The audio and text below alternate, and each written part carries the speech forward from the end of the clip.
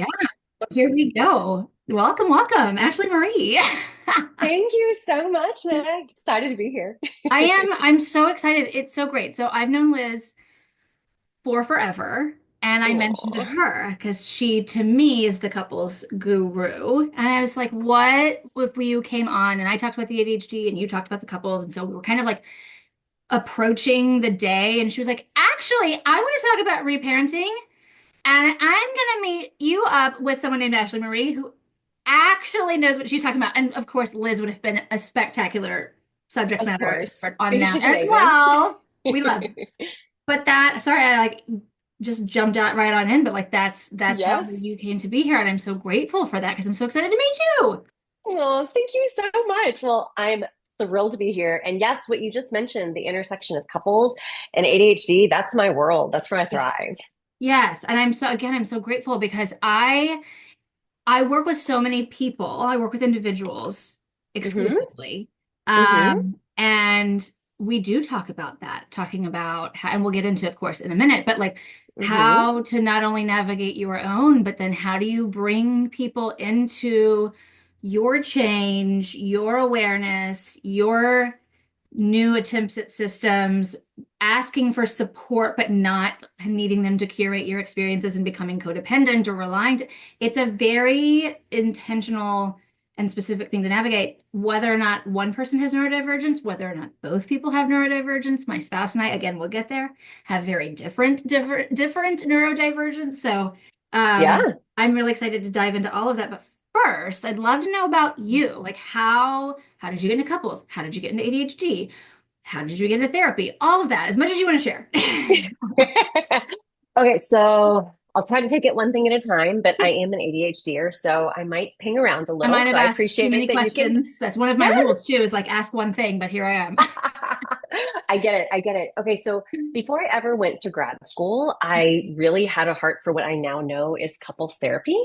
At the place where my husband and I used to worship, we did a lot of premarital counseling. I was actually a certified prepare enrich facilitator, which is just a fancy way of saying I could do premarital therapy before I ever went to grad school. And so I've had a heart for relationship spaces for Yes. a really long time. Really, really Also, long if I time. could just already, we're going to be all over the place here. Like, I love to hear that the place where you worship had a training for that. I know my spouse and I got Uh-huh. married at a church and we had to participate in that. And I don't know if there was, I mean, they were great. So, like, hello, Billy and Ruthie, but I don't know if there was a training specifically. So I love to hear that because you do Mm. hear some people who come into therapy or if you have a degree in counseling, into counseling, Hmm.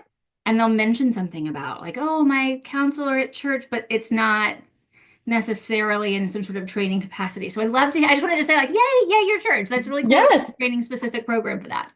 Yes, thank you. I thought it was pretty awesome too. I mean, there Yeah. was a whole class that you could take for premarital counseling, and then you could go on to a two-on-two and be a two-on-two facilitator, which is what my husband and I did together. So we sort of did this unofficial, not licensed premarital counseling with members of the church that were about to get married. Yes. And so that was a really cool space to be in. And I actually had the training to do it, even though I didn't have a graduate degree yet. Sure. But it was training for this specific program. So Yes. really, really loved that. I just love relationships and I love people. And so then when I went to grad school, God, I love the couple space. It's unique. It's very, very different than individual therapy. Mm. It, yeah, I think I'm especially set up as an ADHDer for couples therapy because I'm used to juggling lots of balls.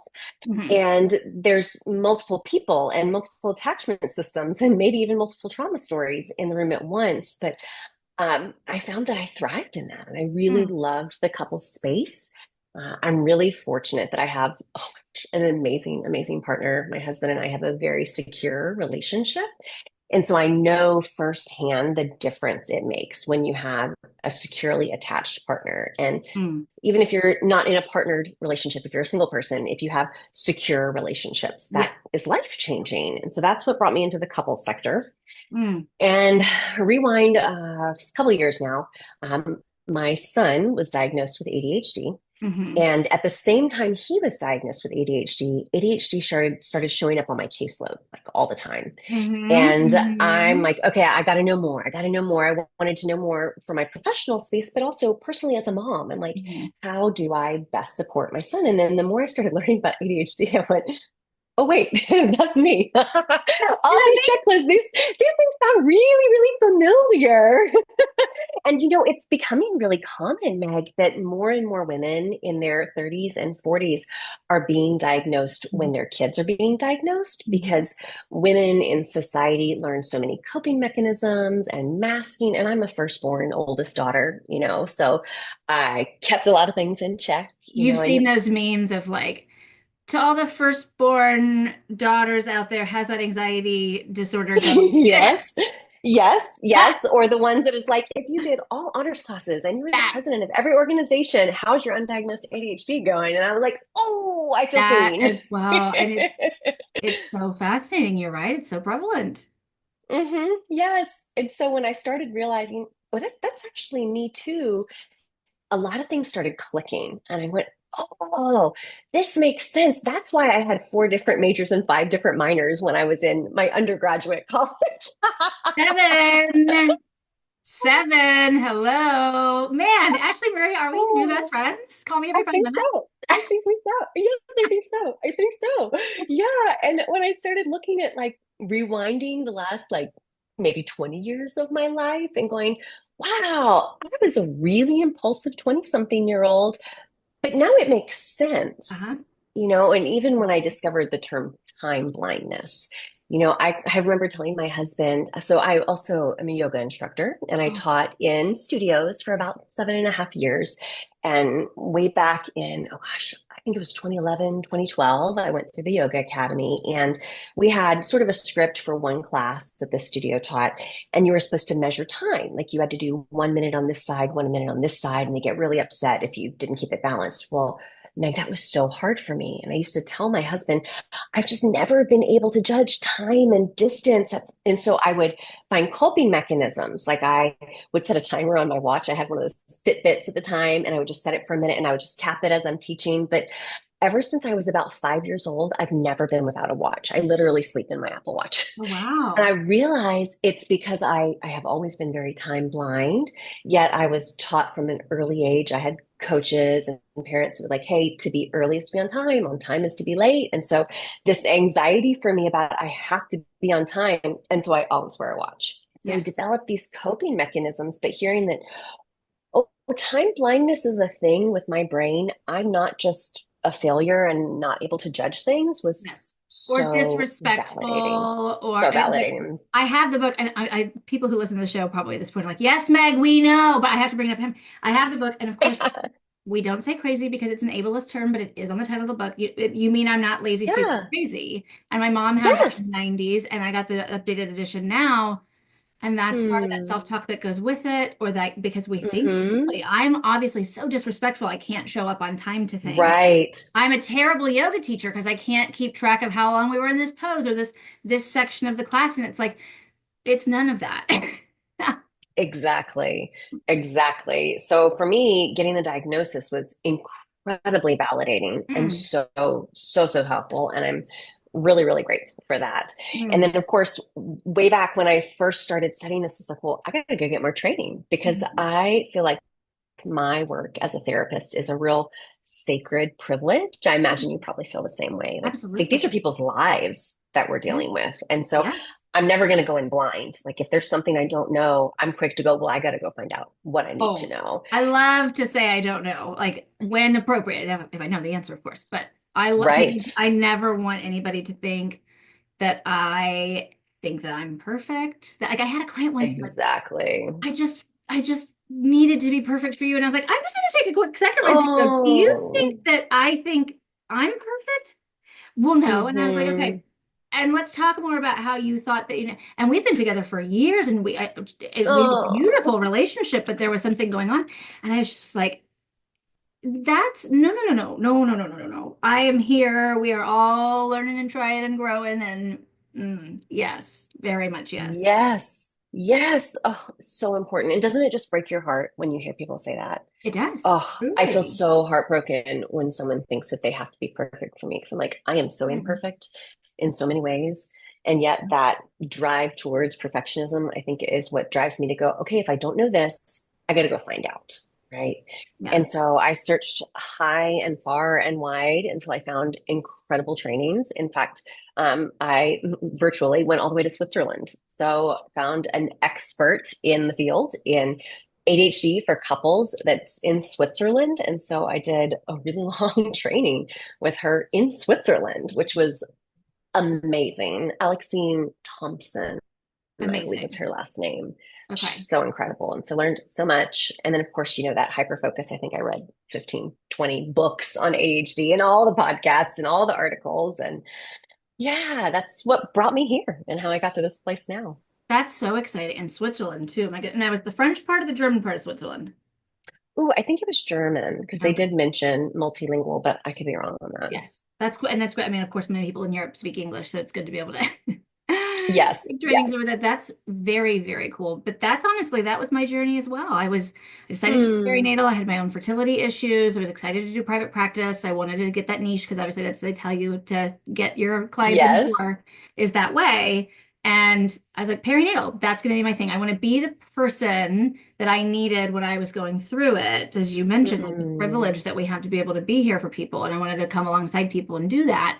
And Hmm. and I was excited, I took some trainings and had all of this great stuff going on. And then even started a podcast about it for crying out loud. And then absolutely same. All of my clients in some way were really struggling with organization. Not all of them are diagnosed with Hmm. ADHD or even neurodivergence. But that for me, Hmm. I was like, I really want to make sure that I hone in on figuring out how to communicate with yourself about the organization piece. And then, of Hmm. course, especially, so then that's when I went and did my ADHD clinical services provider training because I was like, Hmm. I want to, and also selfishly for myself, so I can have these skills for Yeah. me too. I was Yes. diagnosed in 1994. I'm one of the very lucky few. My mom was a teacher, Hmm. and I was so wild in class, all A's and a B in conduct. And they had to do something.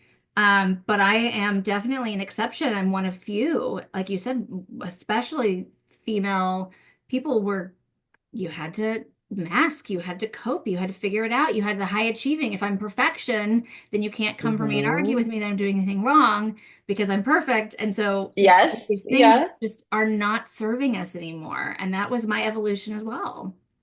And it's exhausting when you're masking that Yes. much and you're working so hard. You're exhausting yourself all the Yes. time, all the Yes. time. Yeah. Absolutely. And inauthentic, and not to say, I mean, of course, we can't be a bull in an antique shop through other people's lives. We can't, time blindness, we need to name it, claim it, figure out how we're going to try to approach it.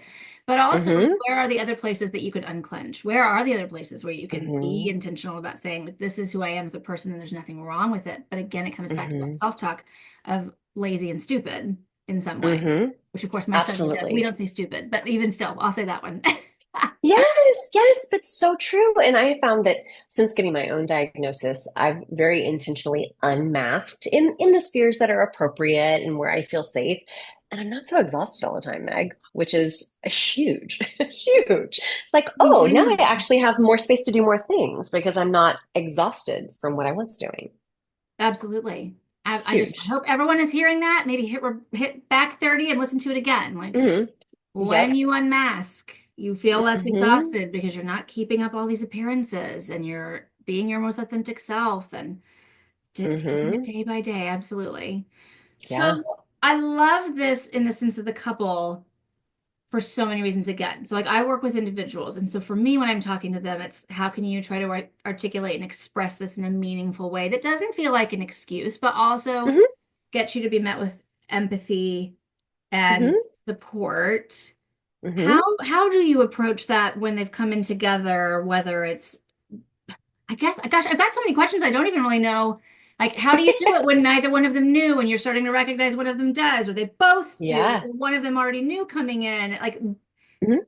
so many moving Yeah. pieces. Yes, yes. Okay, I'm tracking with you. I got a couple of different questions there. So, I have had clients come in Mhm. where one partner has ADHD, but neither of them know.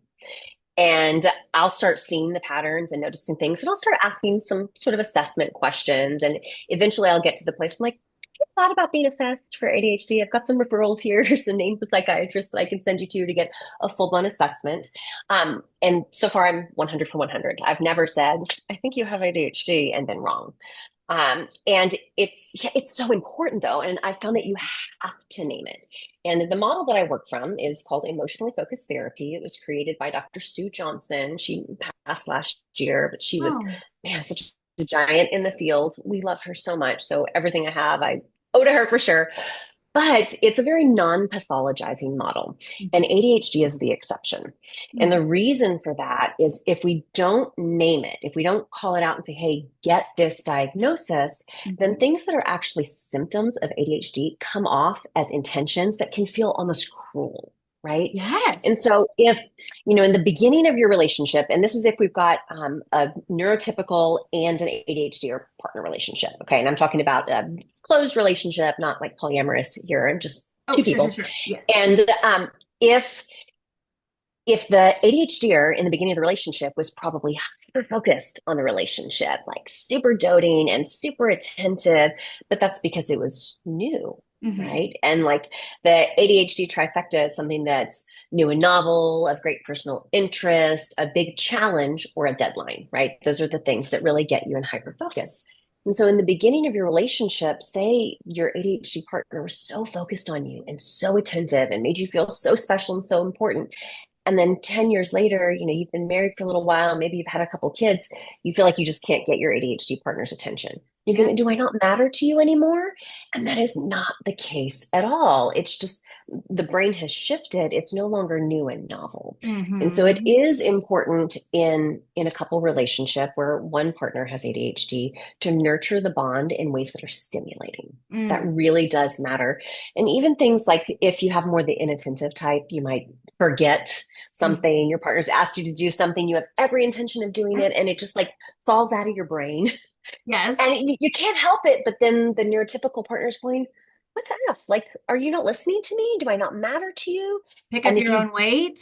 yes, but if Yes. you aren't able to call it what it is, which is a symptom of ADHD, then it lands as I don't care about you. It lands as you don't matter, you're not important. And so that's my first step is I'm going, get your diagnosis. You Sure. have to call it out.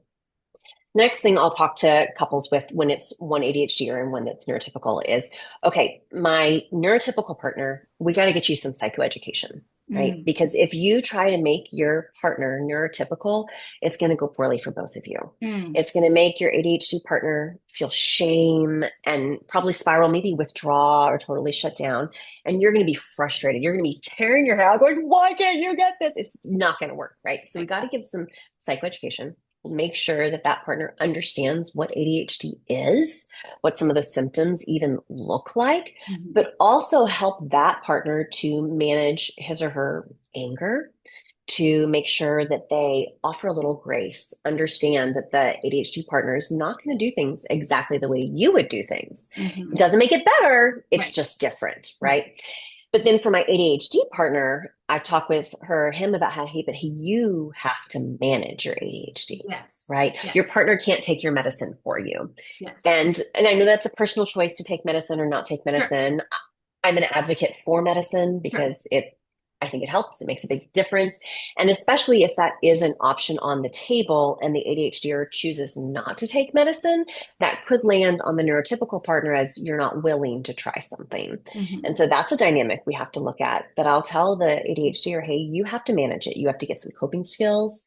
You've got to look for strategies, find out what your weaknesses are, even though I really take a strength-based approach. You have to look at where are the places you're struggling, where, because we can't be good at everything, or at least we can't be the best and perfect at everything. Well, we like to think that we can be, right?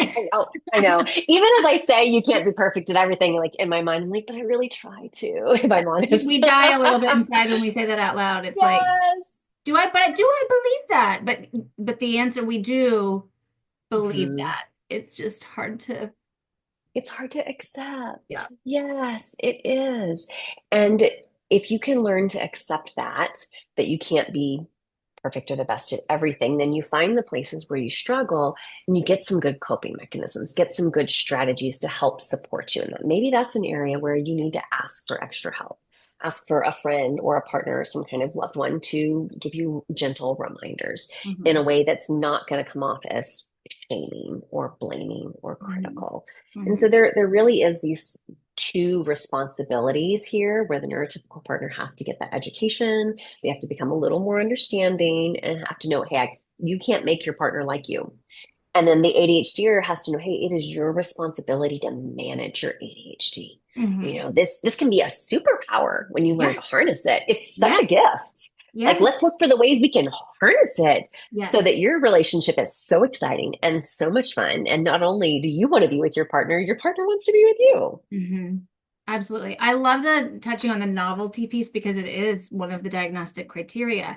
And so, of course, in a new Mm-hmm. relationship, when we are trying to juggle all the balls and be perfect in all those ways, if perfectionism is part of your thing and all of that, and then, yes, and not to say that it's not still exciting or lovely, but it's not Right. new. And there's nothing like that's not a judgment. Mm-hmm. I do Right. talk a lot with clients and on the show as well of like, I don't mean to come for Disney, but like the happily ever after of it all. Like Oh, when you yes. talk to people about the roommate conversation and they're like, Mm-hmm. oh, it's just like ghastly that you would suggest that I have to talk about laundry. Like we love each other. We're going to be happy. And it's like, no, no, you need to know who's in charge of emptying the dishwasher. Like that's Yes. important. The roommate conversation of it all. And Mm-hmm. we think of things like, oh, the magic is gone. Well, not the magic, but the newness is, The yes, novelty. but we're in a Yes. different phase, which is also lovely.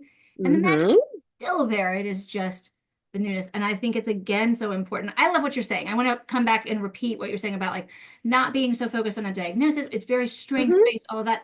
Yeah, yeah. And that is so important. And I spend so much time in my solution focused as well. And again, the naming of it and making sure that we understand the baseline from whence we start. Like, where are we operating as if we Mm-hmm. don't know? And that's Mm-hmm. that piece there. And it is so foreign to people who have neurotypical space. Mm-hmm. Again, like, you're lazy. You don't care. You've forgotten because I would never, and it doesn't even make sense that you couldn't, or like you're holding it in your hand. How did you Mm-hmm. not get that done? And so again, Mm-hmm. but we're not as the people with neurodivergence saying, and therefore I get to do whatever I want. It is also just Exactly. let me meet me where I am Exactly. and watch me Mm-hmm. try to go other places. Yes. Yes. Oh man, I was going to respond to something you said and it just fell out of my brain. Is Oh, I'm that not like the most sorry. ADHD thing ever? Maybe it'll Yes. come back to me. If it comes back to you, please, please, please bring I'll it back jump up. I'd love to in. know. No Yeah, matter if but I it's do going love what you tangent. said about the dishwasher, right? The dishes. And Yes. so sometimes when we're talking about the roommate stuff, you have to be really specific. So if you say this person's in charge of the laundry, well, what does it mean to do the Oh, laundry? Because yes. I am great about starting the laundry in our home. I'll even remember to move it to the dryer like 70% of the time. But once it comes out of the dryer, it goes into a laundry basket and it stays there. And before I got married, like I will admit, this is a little embarrassing, but I'll admit to you because, we're friends here and all your Yes. listeners. And how Before I got validating, whatever married, you're about to say is going to be so validating for so many I listeners. Go hope ahead. so.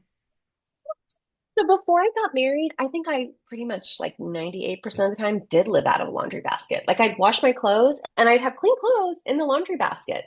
And I just never put them away until I ran out of clothes. They just didn't. It just stayed there. Whereas my husband, who is neurotypical and is very orderly and neat, that just doesn't compute to him. He's like, Yes. well, we fold it so it doesn't get wrinkled and we put it away. It goes in the drawer or hung in a hanger in the closet. Yes. And and I would love to be that person. Like I would love to be able to put the laundry away right away, but it just doesn't happen. And another term that I didn't know until I was diagnosed, body doubling. Oh, And yes. Mm. and like it's amazing that a laundry basket full of clean clothes that I had washed, I even moved to the dryer on time. I was so proud. It didn't have to get rewashed, right? It can sit in our bedroom for like a week. And then my husband will start, he's very gracious. He never makes me feel bad about it. He'll come in and he'll just start like folding and putting it away. And when he's there with me, I can jump in and I can start folding it and putting it away. But I always in the back of my mind, I'm like, you probably think that I just was, what was it you said? Lazy, stupid. And I think there was a third. What was it that you The said? book is called You Mean I'm Not Lazy, Stupid, and Crazy. That's it. Yes. I'm like, Yes. okay, you probably think I'm lazy, stupid, or crazy because I haven't been able to put this away, but I can so easily do it now. Well, now I understand it's because I had a body double. If you're in here doing it with me, I can fold and put away this laundry. Or I found a couple hacks for me is to listen to a podcast. Actually, was listening to your podcast recently, putting away laundry. So shout out to you, Meg. Or Thank like if I you. have a show on in the background, so it's like I'm kind of doing something else, then I might be able to put away the laundry. But getting specific about what it means to do the laundry or what it means to do the dishes. Does that mean just putting it in the dishwasher? Does that mean the counters are all the way wiped down and like the whole kitchen is spotless?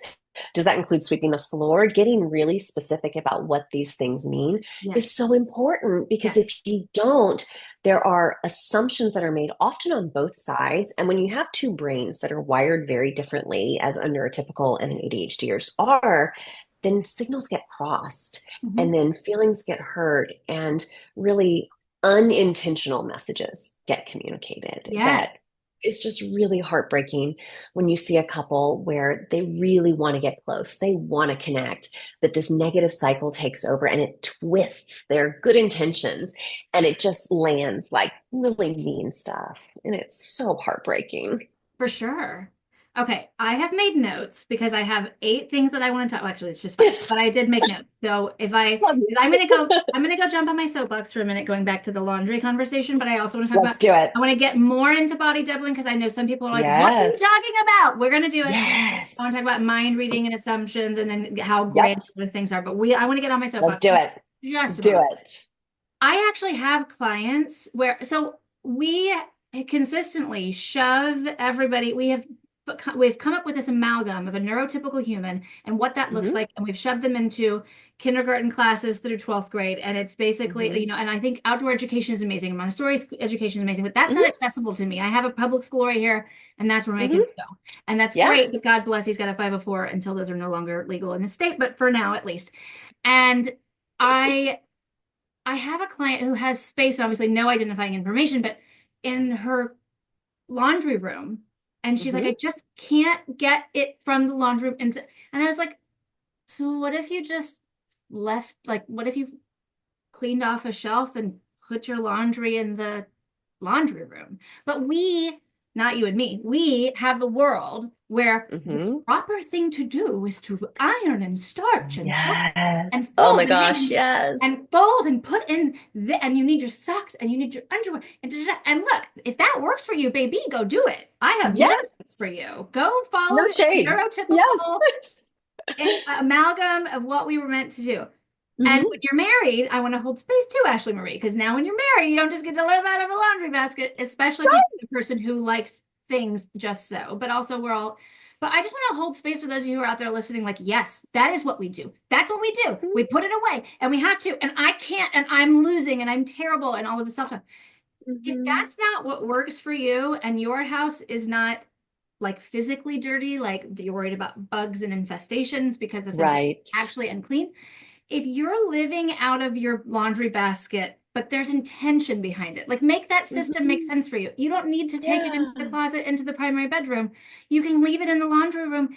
Who cares? But we have this, like I said, this neurotypical world that we've been told this is how you do this, and this is how you do this, and this is how you do this. And if you step outside of that, you're wrong. And we're spending, and dare Mm. I say, this is my judgment, wasting a lot of our energy as neurodivergent people trying to squeeze ourselves into these systems that are for other people. And if it's It's not hurting anybody exhausting. else, let it go. Let it Yeah. go. It is so exhausting to try to make yourself Exhausting. fit into this mold that is not really who you are, who you are wired to be, who you're Yes. created to be. Yes. So thank you for letting me get on my soapbox. That is for you who are single or for you who have the luxury of extra space in your laundry room or Hmm. whatever. Of course. And then we're going back to what Ashley Marie was saying was like, and then you've got a spouse who that is like, that's too, I can't live like that. Well, okay, then that's good. We need to come up with something together because I don't just get Hmm. to again be able in an antique shop through his life because it Hmm. hasn't worked for me before. So I just wanted to be in the Yes. soapbox to express that to people of like, if you're finding like think about the systems in your life. What are you trying to put yourself into because somebody else told you that's what you should, air quotes, do? Don't shit on yourself. And then Mm-hmm. thank you for that moment. Now, let's talk more about body doubling because I guarantee you there are people who are listening right now who are like, Mm-hmm. body doubling works for her. What is that? Somebody Google it. What is it? What is it? And how we can get people to Yes. maybe give that a try. Yes, yes, yes, yes. Okay, so having another person in the space doing it with you, even if they're not actually doing the thing, just having another person in the space, Yes. it's like it clicks something in our ADHD brains. It's like, oh, I can do this now. It opens something up. In fact, there's even a website called FocusMate. You have to go look it up, where you Mm-hmm. can go online and schedule a body Mm-hmm. doubling time with anyone Yes. from around the world. Say, hey, I'm going to schedule 20 minutes. Let's say I, as a therapist, will say, okay, I want to spend 20 minutes writing my clinical notes, and of course the person on the screen's not seeing any of my stuff, but Sure. log in, there's like 2 minutes. Hey, what are you doing? Well, I'm going to be working on clinical notes. What are you working on? The other person might say, oh, I'm doing this brainstorm for an outline for a book that I'm writing. Like, okay, great. So you're in your space. I'm in my space. We're in a Zoom, just like you are and you and In I Zoom. are. And then at the end of the 20 minutes, it's like, okay, how much work did you get done? And so that's that deadline piece. It's like, Yes. okay, there's a little bit of pressure. There's a deadline. I've got to get done by this time. And there's somebody watching me. And Mm-hmm. so there's this part, it's like, oh, okay, somebody's watching me. Now I'm not going to just go like mess around. I'm not going to just doom scroll on my phone, which is, Yes.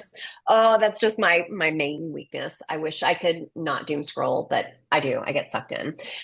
But having another person right there, the laundry is my best example with my husband because I find I can't put away the laundry until he's in there with me. And when I have him body doubling, him in there, Yes. also putting away the laundry with Yes. me, it feels easy. And Yes. before I knew what body doubling was, I was like shitting all over myself. And Mm. there was so much shame and so much guilt Mm. of like, why can't I do this when he's Yep. not there? And why can I do this when he is there? But it really is a thing in our Mhm. brains where something just kind of clicks and it allows you to do it. And so Yep. having that body double is a game changer when you can get somebody else that's on your team that's for you, say, hey, I just need you to be present with me Yes. while I do this thing that I don't really want to do. It's usually things that are kind of boring, household tasks that you don't get much enjoyment Yes. from. Not exciting, not Yeah, new. Yes. And that's the not thing novel. too. While it's nice, because some people might be like, well, but laundry's my job and it's not his. Okay. He can be shaving. He can be Yeah. painting his nails. He's just sharing Yes. that space with you. So Yes. if that is a thing, because people's situations are different, where it's Sure. like, well, I don't need Sure. him to fold the laundry, but again, he can be doing anything else. It's just again the body doubling piece. And also, if your spouse wants to, or partner, whoever wants to have that as well, that's great. And you that from Hmm. then moved on to talking about the I'm my word the mind reading of like, well, he thinks that I'm this and he thinks that, and Hmm. there is so much interpersonal stress that is caused by that common thinking error that we all participate in so often of mind Hmm. reading. Well, he's upset that he has to be in here painting his nails in the room when he wanted to be out doing it and watching TV or whatever else so that I can do this laundry. Oh, he thinks that. Having that conversation in couples therapy in a very safe and Yes. neutral space to be able to remind Yes. yourself to not participate in that, to encourage that partner to express that in a solution focused way, not in a shaming and Hmm. judgmental way, but in a Hmm. I feel upset when this happens and whatnot, and otherwise not like assigning the negativity to it. I'm sure you've seen so many times when people are like, I never said that. I don't think that. You've been so Yeah. upset about that for this long, and I've never like, Yes. Yes. So you just gave me the perfect segue to talk a oh, little bit about what I do in sessions. So thank yes, you for that. I'm telling you, I think we're new best friends for I sure. am so here. I'm so here. Okay, so the model of therapy that I practice, emotionally focused therapy or EFT, Mhm. it really comes from this frame that everyone gets caught in a negative cycle. And I'll tell clients, hey, I've been married, it'll actually be 14 years this month. So Mm. very, very happily married. And I'll say, I have a graduate degree in this for crying out loud. And my husband and I still get caught in a negative cycle sometimes. We are not perfect. Everyone gets caught. But what happens is in this negative cycle, the fact that you can't talk about something, that's the problem. Like the problem of the dishes or the laundry isn't the problem. It becomes clinically distressing when you can't talk about it. And so let's say the ADHD partner feels they're getting all those messages that I'm bad, my partner's mad at me, he or she thinks I'm stupid or lazy or crazy, and you can't bring that forward. That's the issue. And a lot of times in the negative cycle, you hear this lie. The cycle tells you, I can't bring this to my partner because if I do, it's going to cause a big fight. He or she's going to explode on me. They're going to say all these things, or maybe it's not even a blame on the other partner, but it's if I bring this to my partner's attention, it confirms my worst fears. I Mm. already think I'm a failure. And if Mm. I talk to my partner about Yes. this, it's going to be evidence that I really am not enough. I mean, how Mm-hmm. painful is that? Or if you flip it, because in EFT, we talk about there's a pursuer and a withdrawer. There's always this push pull dance because that's attachment. It balances it out. Sure. So if you're the pursuing partner and you're trying to get your partner's attention, you're going, why can't we talk about the laundry? Every time I try to talk to you about the laundry, you shut down, you go quiet. And the more you go quiet, the more I have to yell. I don't want to be this monster. I don't want to yell at you and scream and criticize. But if I don't get big and loud and critical, then we never talk about it. Right. And there's this problem.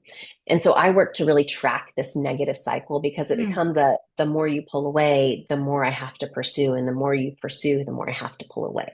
So I track that negative cycle and we break down what messages each person is getting and we name it. We call it out. And I'll tell my clients, it's patterns, not people, that are the enemy. I stole that from someone. I wish I could remember who I stole it from to give credit, but I Ooh. didn't make that up. But it's patterns, not people, that are the enemy. And so I really personify this negative cycle as a third party in your relationship.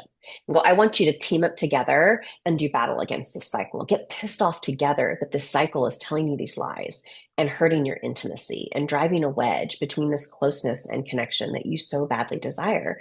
And my clients are really smart. Once we can combat the lies the negative cycle tells them and get them close and connected, can usually figure out the problem of the laundry or the dishes or whatever it is.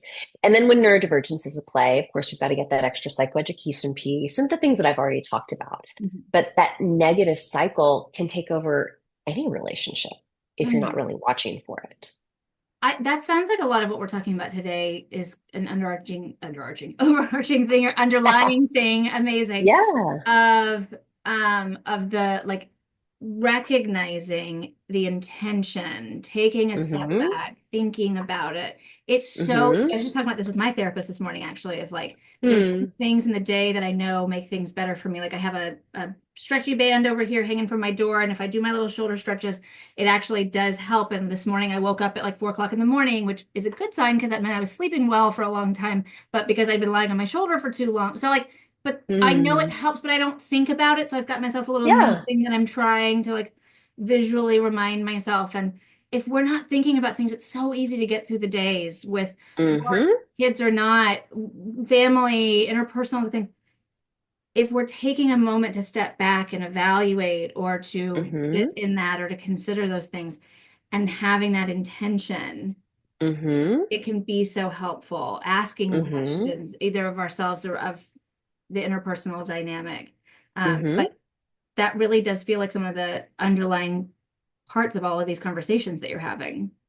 Absolutely. And my model is very experiential. Mm, And so I almost kind of try to trigger my clients on purpose because mm, I want them to feel whatever it is. We look for that vivid somatic trigger. Okay, when your partner rolled his eyes or when she sighed at you, what happened inside your body?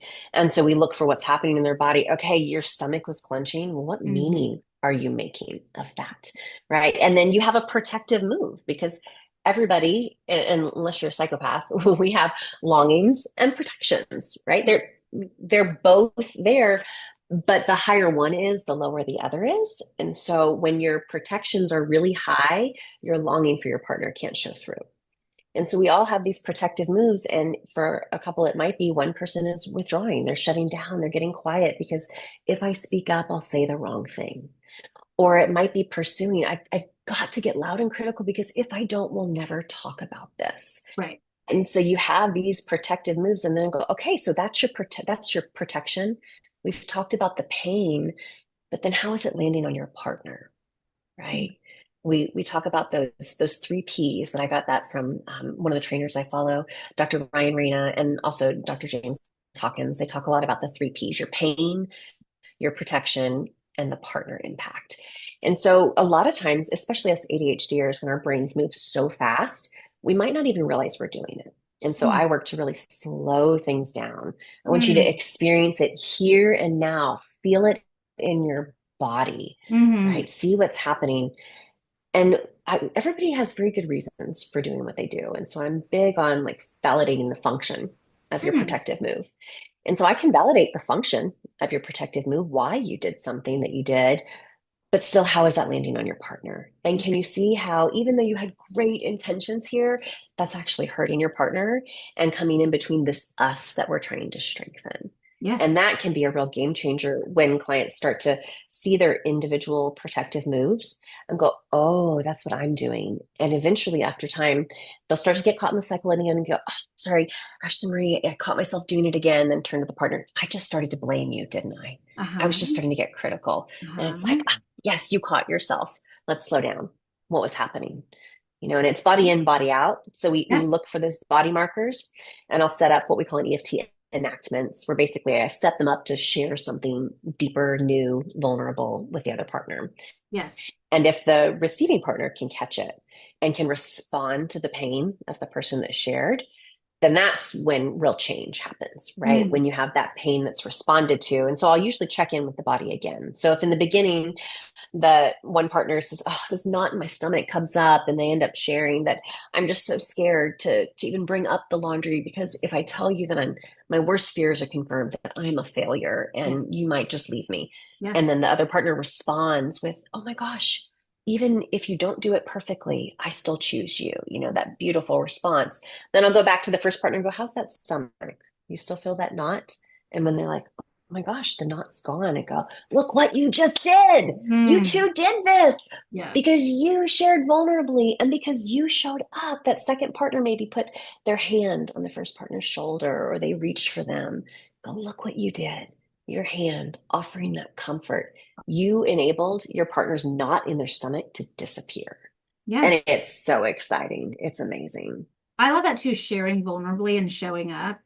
I think that's such an important Mm-hmm. thing. I do, especially those of us with ADHD, especially those of us who were diagnosed later in life, but also like I was diagnosed in 94 and I got my little methylphenidate, and that was kind of it. And again, my mother has, I praise her every day on this show, but like Love that.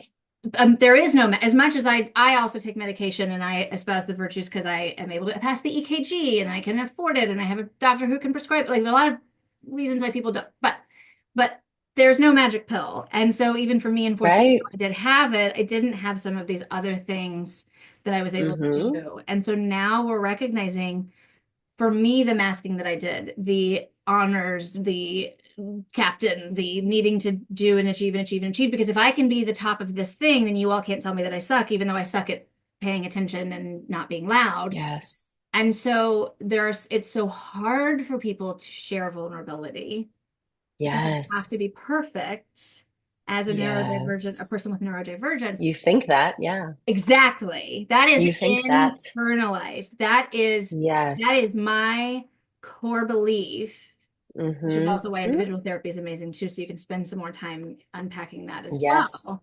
But to be Yes. able to be in that space where you can say, I no longer have to mask for this person. Again, holding myself Mm-hmm. accountable, having new systems in place, but I can say, here's where I'm falling behind, struggling, what use your word of choice, but being vulnerable.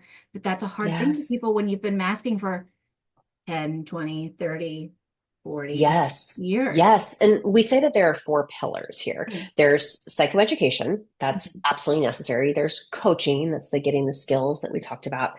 There's therapy, and then there's psychopharmacology, so that medication piece. But really, you should look to all four pillars. And that therapy piece is so important for the couple relationship, mhm, because in EFT, we call ourselves a process consultant. And so I'm really guiding you through the mhm, process. I'm mm, helping you in this process of finding success being vulnerable with your partner, because mhm, you've probably never been able to do that before. mm. And if you've never been able to be that vulnerable with your partner before, of course you're not going to do it on your own. It's too scary.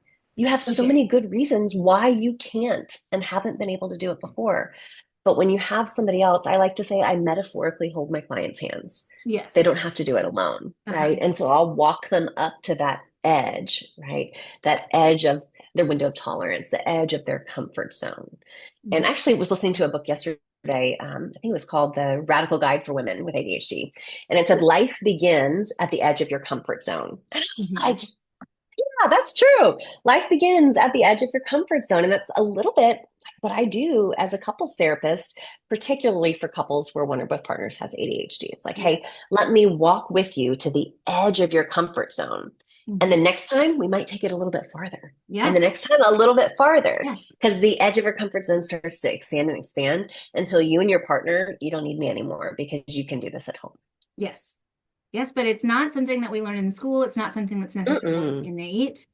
Mm-hmm. So well, people also feel that they're struggling in some sort of way again because my the new Ariel the Little Mermaid movie is like 18 hours long, and my 5-year-old gets to stay up. It's I think it's 3 though, seriously. And my 5-year-old Yeah. gets to stay up a little bit later than his younger sibling, um, Mm-hmm.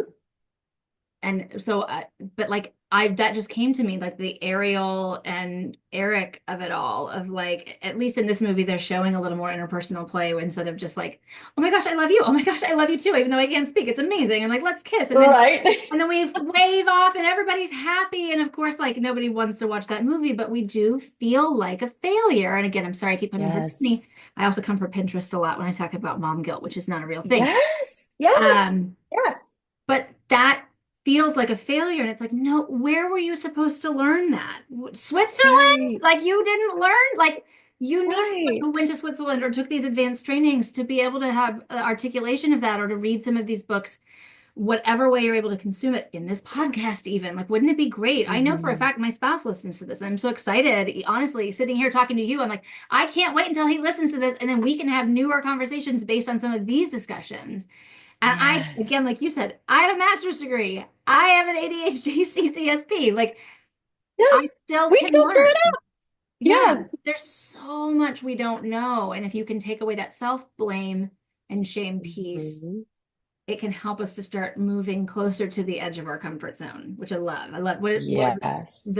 Your real life begins at the edge of your comfort zone? Life begins. Life begins. Yeah, life begins at the edge of your comfort zone. Yeah. Yeah, that resonated big time with me. I was like, yes, that is so true. That's so true. Yes. Yes. And Mhm. I love that so much. So something that people ask me a lot, and for me, it's I have a very stock answer. First of all, acknowledging the privilege of being able to access therapy, but like, when do I need? No, I need a therapist. For me, I'm like, well, first of all, Mhm. everyone can benefit from a therapist. Like, I Preach. Amen. Yes. genuinely believe that, Yes, I do and too. acknowledge that it's we get paid terribly. Everything's going down right now. It feels like, but it's we're hanging in. So if you're able to access it, that's my answer. When do you Hmm. feel like, and understanding that there are two people in the dynamic here as well. So, but like, Hmm. what do you feel like is a good response to that question? Like, when do we know we need couples therapy? Again, I think the answer is everyone should get a couples therapist once. I just shit it on everyone. But like, it'd be great if everyone could have therapy, a Yeah. couples therapist once a month, a nice check-in, of course. Hmm. Hmm. Apart from that Pollyanna ideal social worker vibe that I have, Hmm. what do you feel like is the answer to that question? Like, when Yeah. do we feel like, hey, we could benefit from this? I love your question. And I actually have an answer for it. I'm so excited. So, if I look at Dr. John Gottman's research, Doctors John and Julie Gottman did Yes. research studying master couples. Yes. And the thing that was consistent through them was that they were able to repair. Mm, And so you're going to rupture. Like I mentioned before, my husband and I get caught in a negative cycle all the yes. times. But as long as you can repair, Mm, you're actually not in clinical distress. mm, If you can't repair, mm. that's when you need that process consultant. That's when you should really seek out couples therapy. Now, if you're not even at a place where you can attempt to repair, you definitely need couples therapy. Yeah. But if you're attempting to repair and you're having trouble getting that repair, Yeah. come in, get some support, get some help. But really, it's our life is all about rupture and repair. You know, as moms, you and I, I'm a mom as well. I rupture with my kids all the time. And I talk about closing the loop. So, like, if I yell at my son, who is neurodivergent in multiple ways, and it's because I have asked him to put on his shoes 32 times before he finally does it, and I finally lose Oh, it because I'm human and I'm stressed, I will come back to that in the evening when I'm putting him to bed, and I'll own it. And I'll say, "Hey, bud, you remember earlier today when I asked you to put your shoes on and eventually I yelled at you?" And I'll tell him why, not in a shaming way, but I'll say, yeah. I was frustrated because I had asked you multiple times. Yes. And it's because I want him to make those connections that I was gonna say his that makes choice the had connection. consequences. Yep. Yep, making those connections. I'm like, because I had asked you multiple times, I was getting really frustrated and I yelled. But the thing is, I'm the adult, I'm the grown up, and it's my job to stay regulated. And I use these words with him. My son right now is 8, but I've been Yes. using this language with him since he was like 3. Yes. And so he And is not going to be the part of the generation that doesn't know what the heck we're talking about because those words are not going to exactly. be foreign to him. He has no. Exactly. And so I'll tell him, it's my job to stay regulated. It was not okay for me to yell at you. Mhm. You don't deserve to be yelled at. And in our family, we practice asking for forgiveness. And so Yes. I'll explicitly apologize. And then I'll say, will you please forgive me? And it's a question. It's not a statement. And I wait. And my Oh, I son, like who is that. just like the sweetest thing ever, he always says yes. He always says yes, I forgive you. And then we take it a step further because we want to make amends. And I'll say, okay, I appreciate the forgiveness. Thank you for forgiving me. How can I make it right? How can I Mhm. make it better? And my sweet little boy will always, because he's a mama's boy, say a hug, and so I'll give him a hug. Now I have a daughter who's a tween, and if I've lost it on her, I do the same thing. I try to close the loop. And I love that she takes up space in the world. She's such an amazing kid. And I'll ask her for forgiveness, and sometimes she says no. Mhm. Sometimes she'll go, "No, I'm still mad at you, mom." Mhm. And I will say, "You know what? That is your right." And we never force forgiveness because then it's not authentic. Well, And I'll yes. tell her, I hope that at some point you will be willing to forgive me, and I will wait until you're ready. Um, and in the meantime, is there anything that I can do to try to make amends, to try to make it right? Mhm. And she'll have like something wild. She'll say, "Well, I want $1 million." Okay, pumpkin, I don't have $1 million. Yes, absolutely. And Nailed it. then we Yes. negotiate back and forth. Well, you should clean my room for a month. Well, I wouldn't be a good mom if I did. And so we negotiate. But then usually at the end of our negotiation, she'll come back and go, "Yeah, I forgive you." And it's not because I hung out with her so long that I wore her down, but rather because I hung with her, Oh, that I like that. attachment Yes. piece. And I'm like, "Hey, Yes. I'm with you. And I am willing to keep negotiating until I find something to make it right because Mm. I wronged you." And Mhm. then that's when she feels the safety of like, "I forgive you, mom." Yes. And it's so important. It's so meaningful. Mhm.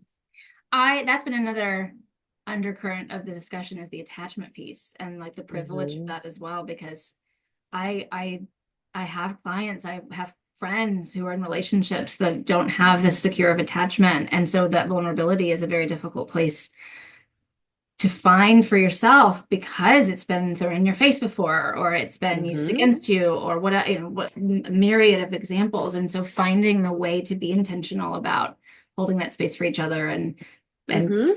building that attachment, whether it's with your children or friends or loved ones or Hmm. romantic partners, whatever that looks like. But again, with Hmm. intention.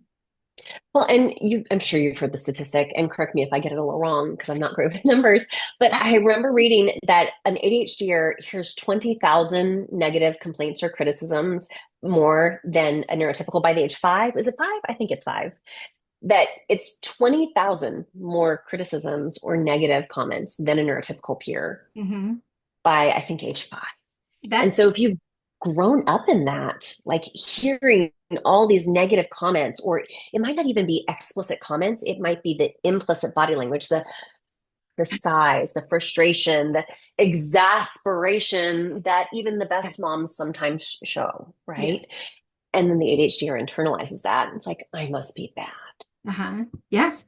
I had that conversation with my son just this morning, and because we know a rushed child is an anxious child to varying degrees. And Mm-hmm. so we are up Mm-hmm. in plenty of time to be able to walk out the Mm-hmm. door and walk to school. I'm using the word privilege so much, but like name it and claim it. What privilege we Yes, can walk to ma'am. school. Mm-hmm.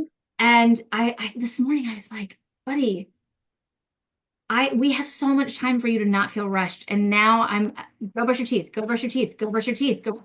I don't want that energy Hmm. for you, but you would keep Yeah. finding ways to.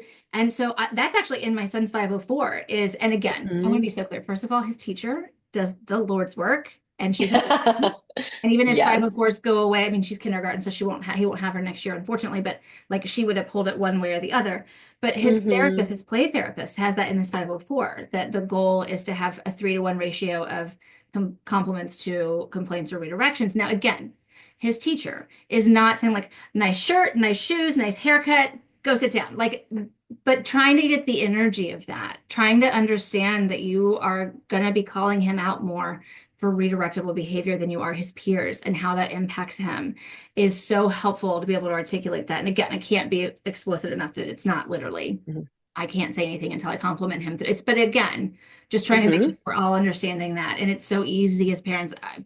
I want to also be so clear. I get exhausted and exasperated with my kids all the time because they both have very high spirits and all of that as well. But Hmm. we're not going to get off into too much of that. But I just wanted to like come back to that. I don't remember the numbers either. So, but that's basically Hmm. if it's not the correct number, it's close enough. Y'all internalize that to some degree. But like we do Yeah. know because people with ADHD have to work, 5 times harder than their counterparts, whether it's at work or school or soccer or whatever, to be able to Hmm. focus and get stuff done because of the distractibility. That's why we have so many more comorbid diagnoses of anxiety, depression, Hmm. suicidal ideation, death by suicide, Hmm. all of that, because it is so Hmm. much. And because we're told by external actual words, behaviors, eye rolls, whatever, that is that, Hmm. then it becomes internal and that self-talk. And so that is how we can all support ourselves and each other as we navigate through this because Hmm. it's not just obvious and it's not just easy. And also, we feel sorry and understand, not feel sorry isn't the right way to express that, but like we hold space for the fact that we can be very annoying for you people who have neurodivergent brains Yes. as well. We're there, we see you, Yes. we get it, we see you. Yes, absolutely. Absolutely. Yeah. And I was just at a training last week and we talked about there was a number that was new for me. And so that's why it's like seared in my brain, Love it. new and novel, right? New Okay. So novel. I remember the research saying that, and this is Gottman's research, you need a 5-to-1 ratio of positive to negative to keep like stability in the relationship. But the one that was new for me was that when you're using an explicit criticism, so if you've got like explicitly negative, it needs to be 15-to-1. You need 15 positive interactions to counter the one explicitly critical. And I went, whoa, 15? Like, Wow. no wonder all of us ADHDers are struggling because who gives us 15-to-1, Well, and again, I right? want to be so clear about, I made the joke earlier, but I want to be very clear about like, it's not just, hey, nice shoes, you also suck. Like you suck at life. No, It's not, it's exactly. something meaningful and impactful.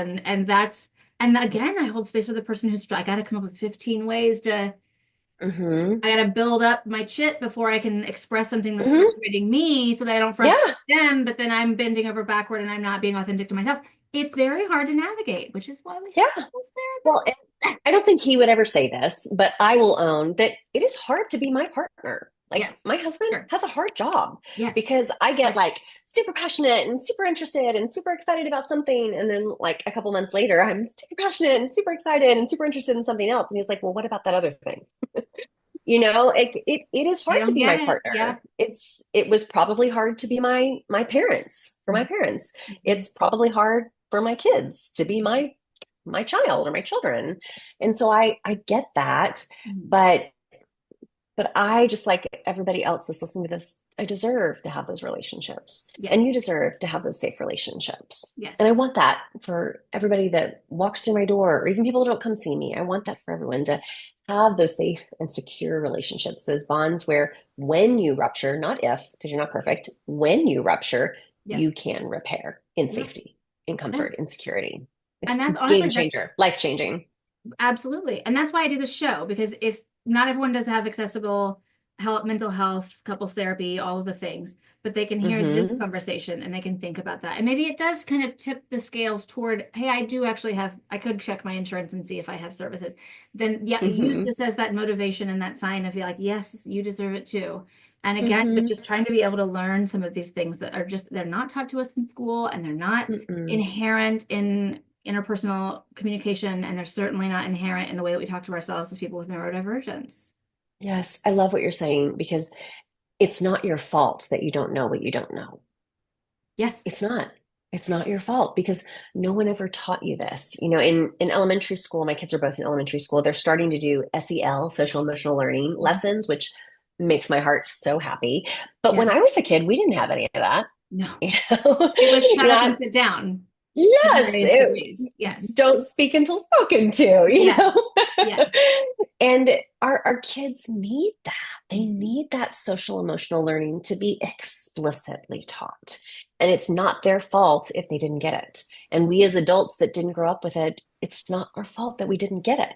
And so Yes. there's no shame in asking for help. There's no shame in raising your hand and going, I didn't get that. I maybe need to go see a therapist that can help me Yes. learn this new thing. Yes. Absolutely. Ashley Marie, I'm obsessed with you. I'm so excited. What a fun way to spend an hour. I'm so grateful for everything that you've just shared with everybody. Where can everybody find you? It'll also, of course, be in the show notes. Yes, of course. So I'm at Millennial Life Counseling in Dallas, where if you're familiar with the Dallas area, it's kind of the 635 in Hillcrest. But I also do virtual appointments. So I'm licensed in the state of Texas. So anyone, anywhere in Texas, I can see virtual. Yes. But head on over to Millennial Life Counseling, and we have a lovely practice manager, Sarah, that you can even text with her to get started. And if you just text Sarah and say, hey, I think I want to get started with Ashley Marie, she'll take care of everything. Wonderful. And then do you have any social media or anything that you do for your professional? I do. I do. It's EFT with Ashley Marie on Instagram. Yes. Wonderful. So I'll have that in the show notes too, because it's so helpful to see, again, kind of those nice reminders and touch points, or to kind of cleanse the algorithm a little bit of the doom scrolling with something that's more solution focused and positive and Hmm. clinical, especially as well. So, well, Yes. I can't tell you, I'm sure I'm going to have 800 questions again, and maybe I'll be able to coerce you to come back on again for a future episode and talk about it more. But thank you so much for your time. And for everyone out there, remember to be curious, not judgmental, and we will see you next time on the Perinatal Podcast.